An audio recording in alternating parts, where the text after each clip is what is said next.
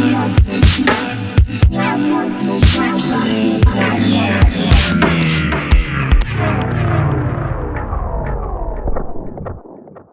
you for tuning into SynthWorld.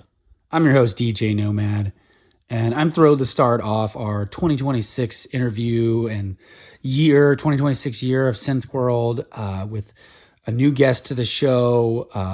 First guest from Belarus, and just a really amazing kind of synthwave. I would say maybe also kind of bleeds into the data wave style artist. Just such a talented guy, and excited to have him here. Thank you for joining me, Psilovangton. Hello, Damon. Hello, listeners. Thanks for the invitation.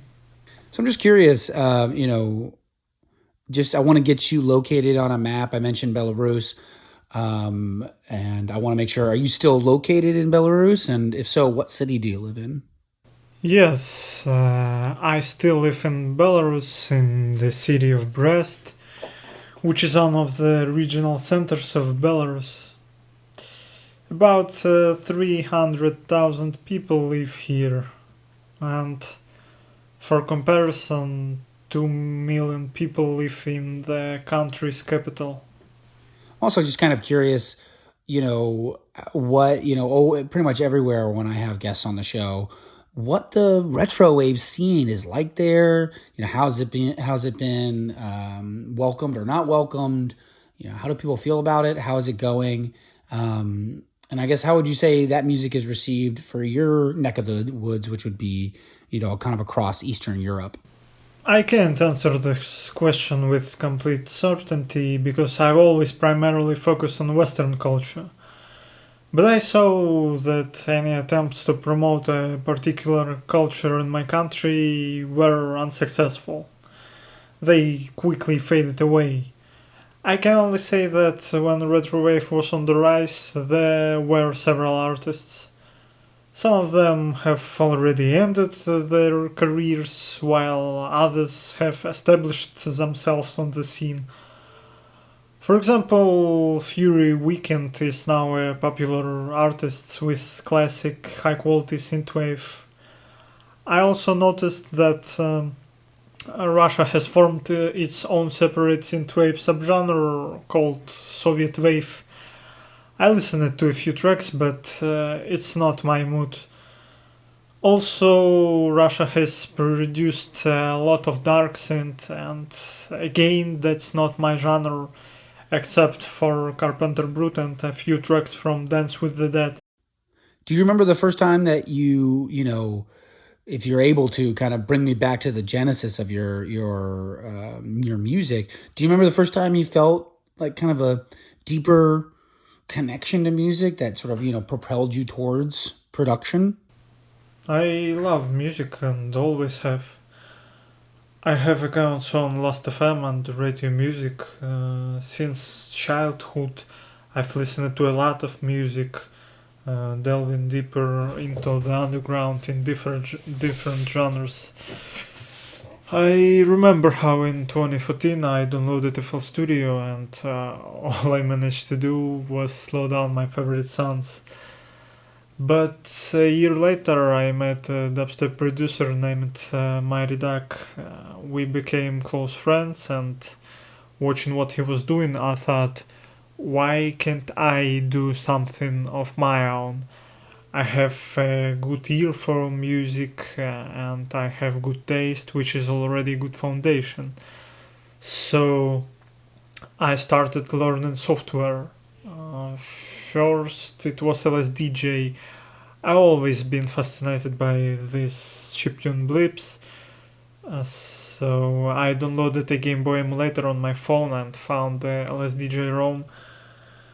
Chiptune is a good genre for understanding music theory, so I think that was the starting point. Do you recall, by chance, you've spoken about quite a few artists already, but do you recall maybe like when you first really started to get into synthwave music, and I guess beyond some of the ones you've mentioned already, who would you say are maybe some of your biggest, deepest inspirations in this music? In February 2013, I was looking for new music through compilations on the VK website. It's like Russian Facebook where there was a lot of content, music, movies, everything. And where people run public pages where they posted music. It was like music blog, I don't know. These posts looked like this: a picture that matched the mood and several tracks, 5 or 6. And the last track on this compilation was Come True Skarova. And when I heard it, I immediately knew that this was mine. This soft, warm melancholy emanating from the synths, and on the other hand, the fat, punchy drums. It's the perfect balance. Literally the best music in the galaxy. I also find existential undertones in this music. The inscription "We Will Fade" at concerts, for example, music videos with references to Tarkovsky and Bergman. My favorite track is "She Melts," by the way. So my main source of inspiration is Come Truth. I think this is obvious, to be honest. Also, yeah, wow, yeah. So, yeah, I also just want to get kind of an idea of where, everybody's moniker, but definitely yours. I hope I pronounced that right, Psilovangton. Um, where did that name come from?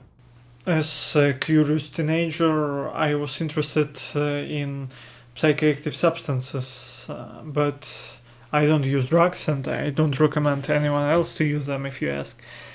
I just studied how they affect the human psyche and what harm they can cause. I was simply intrigued by the word psilocybin because I like word dropping, it's fun for me. In online games, I took the nickname Psilocybin Space, and when I started making music, I started using this nickname. A little later, I just randomly changed it to Psilovangton. Although when could have been taken from Tyler the Creator's old clothing brand, Golf When. Perhaps it happened subconsciously because I love Tyler, he's very creative. I literally grew up with him from when he was provocative to when he reached absolute maturity. I follow his work closely, he's a very cool artist. And Tan in my moniker is just an ending. So I do also really enjoy, we've kind of laid the groundwork for your past and how you've got yourself to this point. I want to bring us to the present, though. I know you're probably working on new music, and you've obviously put out some really good stuff in 2025. Take me through your production process a little bit, if you can, just what it's like, and also whether or not you use any analog synthesizers that are really kind of pivotal, if you will, to this type of music. It varies. I may begin with the drums, or I may begin with the bass, or I may begin with the melody. It varies. If I start with the melody, I always try to write something sad and nostalgic, but quite often it unexpectedly turns into lighter, even cheerful tracks. I throw glitch effects on the melody leads or pads and tweak them until I like them. But the most difficult thing is when I've written a few bars that I really like, I literally listen to those bars on repeat all day and I don't know how to develop them further. I use a lot of layers in the drums. Sometimes I make too many layers and they still sound bad, so I abandon the project. As for the bass, I have one basic melody for the entire track, and only at the end do I begin to diversify it. Unfortunately, I don't use analog synthesizers. I don't think we even have them in our studios, not to mention buying it for home use. All the hardware I have is a Yamaha Steinberg ER22 and Audio Technica ATH M40X.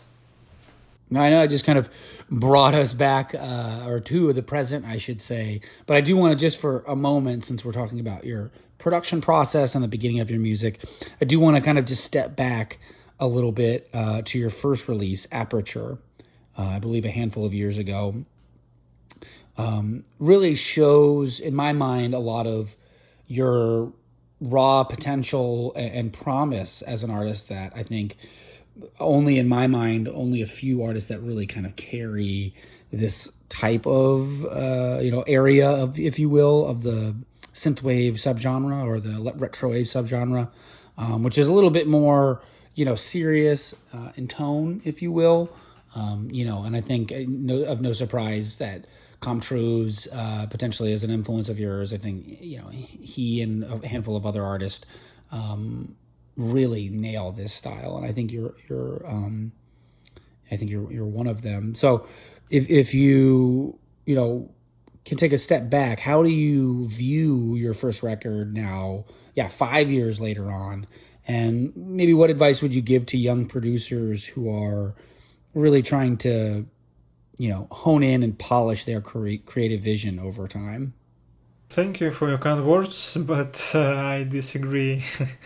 I don't really like this album because of the stupid repetitiveness in Wrong Attitude, for example, or the weird, completely unstylish glitch effects in Modern Decoration, or the cringe-worthy insert in Adventures of the Mind.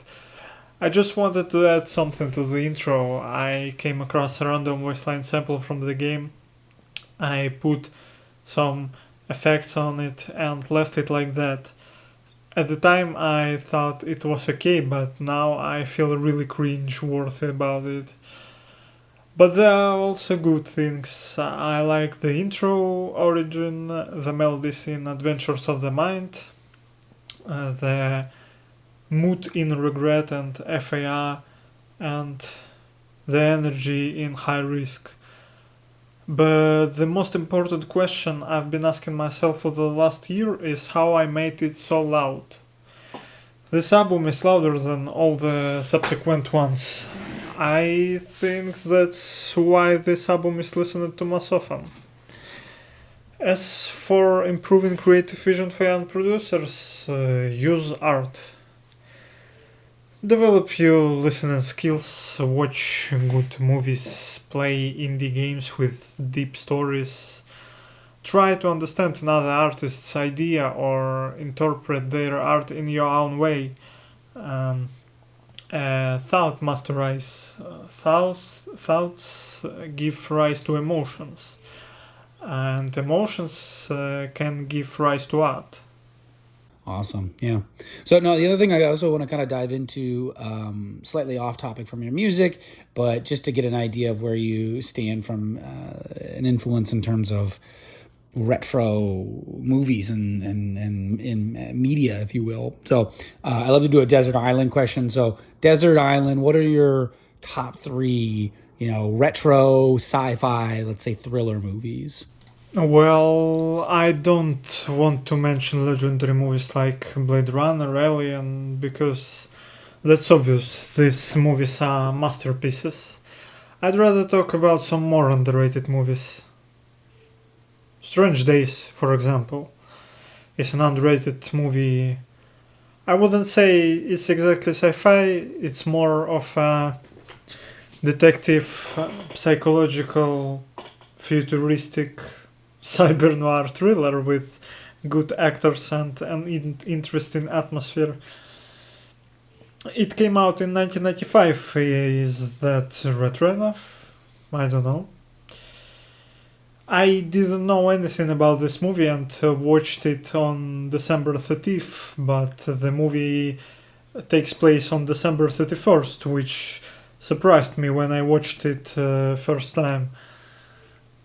Okay, the second movie will be Hardware. It's like the Terminator was a B movie. I like that kind of thing. B movies are fun. And the third choice will be Possessor. It's not retro, but it's very cool and brutal sci-fi movie with magnificent Andrea Riseborough.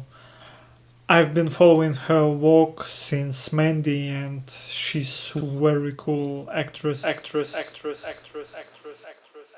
Yeah, so I've got another question. I want to kind of a little avenue I want to dive down before we come kind of back to your music and your influences, which is, especially now with everything that's going on in the world. I'm just curious, no, I don't want to push you one way or the other at all. I just, it's hard to ignore the kind of way in which artificial intelligence, AI, is being integrated into the world we live in, and for better or for worse, it is certainly becoming more seamless with life, and as a result, it's also found its way into the creative arts. I'm curious, what are your thoughts on artists using AI, whether it's for smaller tasks or whatever, or for the larger pieces of production?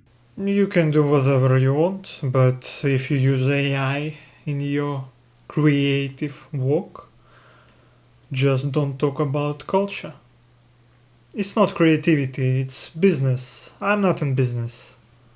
Now, kind of coming back to your music for a moment here, I just, it feels like I said, I mentioned some other artists like Tom Trues, and I think Makeup and Vanity Set and Demon.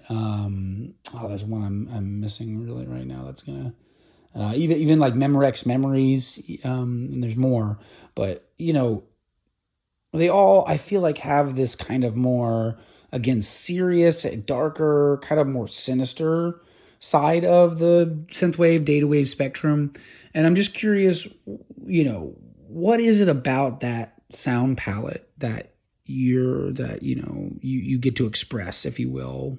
These are reflections on the dark side of the world and how things will never be the same again.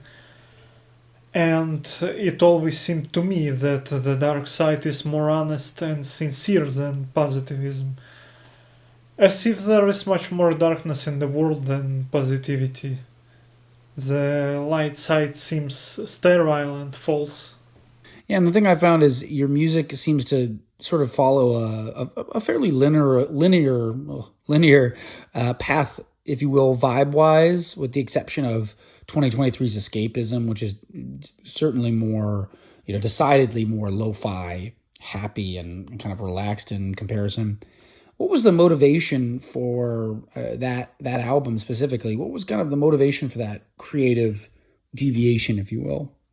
I think the main reason is that at the time I spent a lot of time outdoors, touching the grass. I really like Randy Goff's music, and I think in some ways it's more grounded than the rest of synthwave. And I decided to switch to try something different.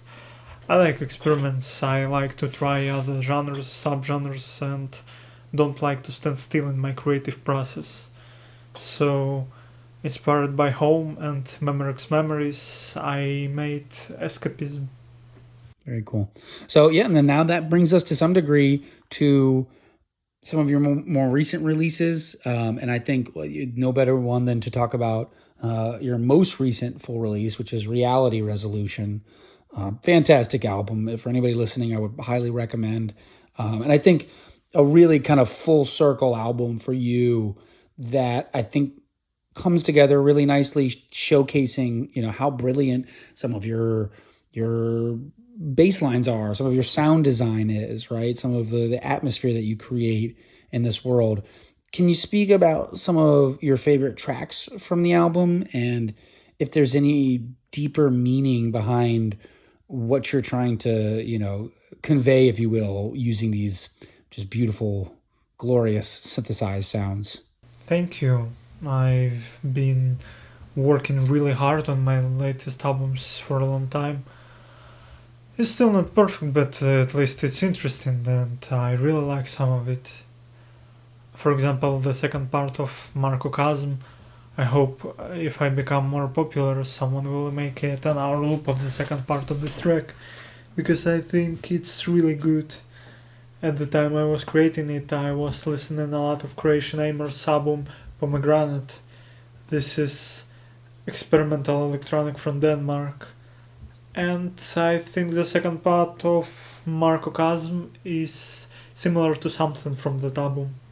By the way, this track was supposed to be called Macrocosm, but I made a typo when I uploaded the album. Yeah. Okay, let me list the things I love. Reality Resolution is the top 1 track on the album. Angry bass, detached and sad melody, that's what I always strive for. Snare, toms, heads and background synths at the beginning in the Aureo, leads in the pit and tom playing in channel 412. The ending of Refresh feels full.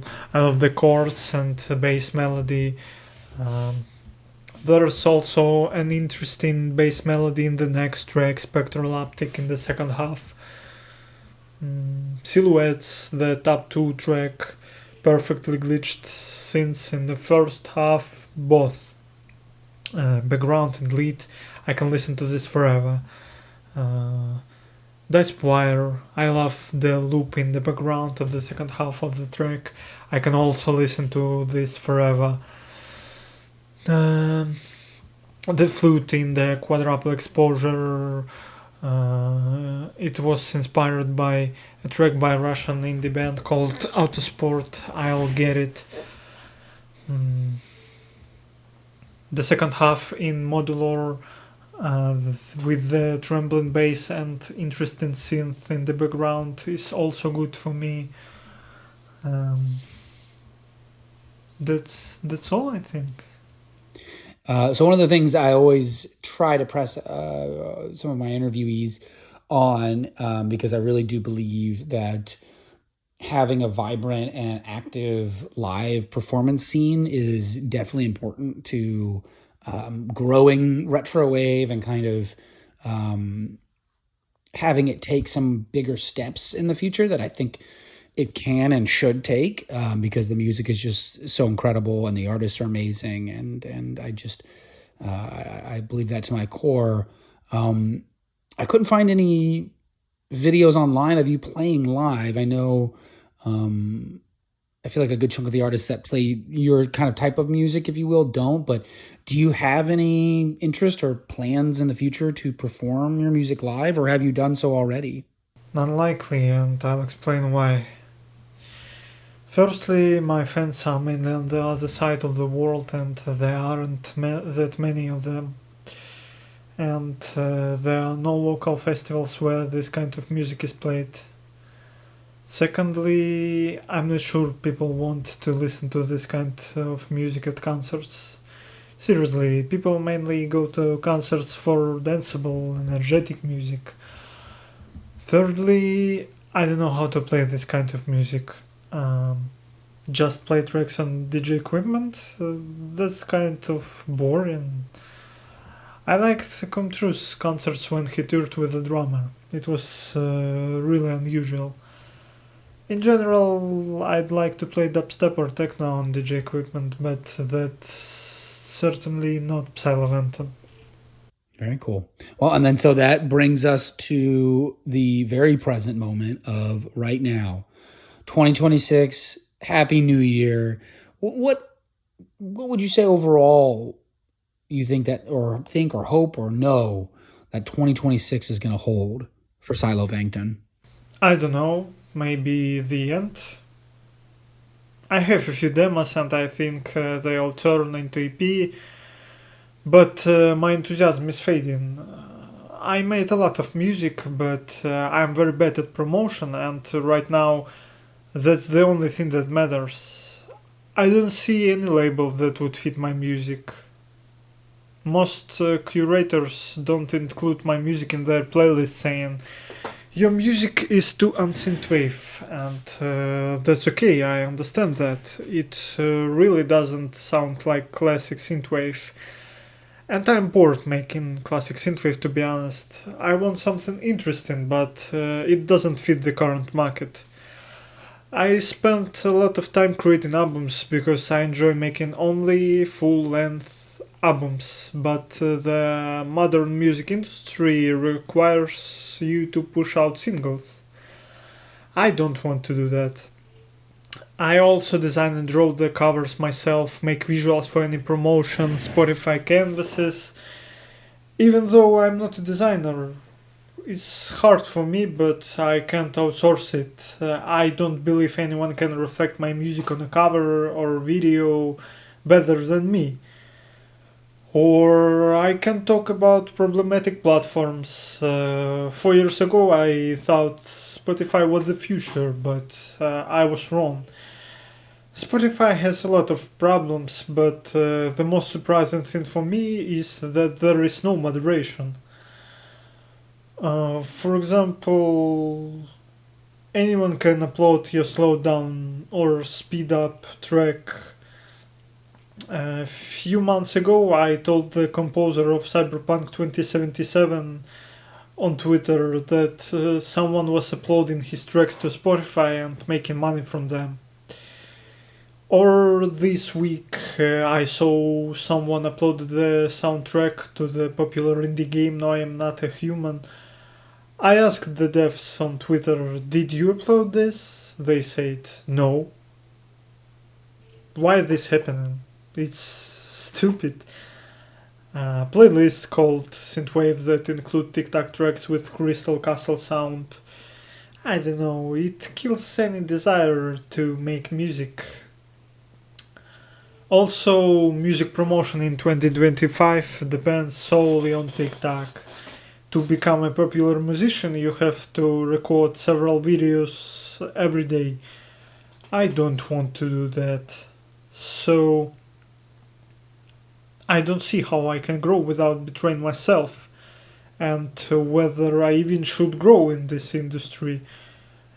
I made a lot of music, 5 full length albums, 1 EP, 1 mixtape, and I believe that truly interested people will find my music the same way I once found Airglow music or the Polychord channel with great underrated artists, some of whom I'm sure feel the same frustration. I probably need to switch to something else because, as I said above, I don't see how I can grow here. Yeah, no, I appreciate your honesty there and the reflection on, kind of the challenges that a lot of artists like yourself face, and maybe honestly some of the recognition that maybe there's a need to pivot to a different style of music or something like that. Not necessarily because there's no viability, but just because it may be worth a change for a moment. But I totally understand where you're coming from, and obviously one of my goals is to try and improve those circumstances and make it so that artists like yourself can get the recognition and whatnot that I know they deserve. And this is one kind of stepping stone. The live performances are another one. So hopefully I can help in some small but meaningful way, and keep up what you're doing here. I really do appreciate it, and I'm looking forward to what releases you do have left under this moniker. And unfortunately, I'm out of time here. I wish I could keep chatting with you. It was definitely enjoyable, and certainly great to get someone from your part of Europe, if you will, to kind of represent and give us your take on all of this amazing music. So I really appreciate you taking the time to speak with me, and I wish you nothing but the best. I certainly am going to keep an eye on and will be promoting anything you're putting out.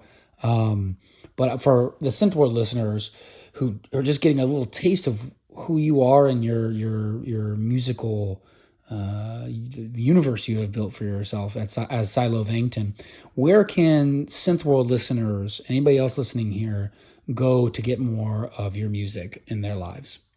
If you are talking about music, it's available on all platforms. But if you mean something else, then that's a complicated question. It depends on what exactly you want to know. What do I watch, listen to, play? I have letterboxed Last.fm backlogged accounts for this. How do I live? Well, not really at all. I'm from Belarus. There's not much life here, to be honest. Anyway, you can write to me, for example, on Instagram, and if everything is alright, I will reply. Also, I want to thank all my listeners, everyone who listens to and buys my music. It always amazes me that someone from the other side of the world pays for it. It's a miracle. I wouldn't be sitting here if it weren't for someone named Z on the Nightright FM Discord server who uploaded my album to Datawave Radio in 2022. Thank you, this is amazing. Awesome. Well, again, thanks so much for coming here. That was Belarusian. Hope I get that right. It's got to be one of those two. Synthwave, Datawave artist, kind of up and coming, and really honing in some of the more serious and intense tones to the synth world wall, if you will, or mural. So thank you so much for being here. Look forward to 2026 with you. And until next time I see you. Stay retro. Stay retro. Stay retro. Stay retro. Stay retro. Stay retro. Stay retro. Stay retro. Stay retro. Stay retro. Stay retro. Stay retro.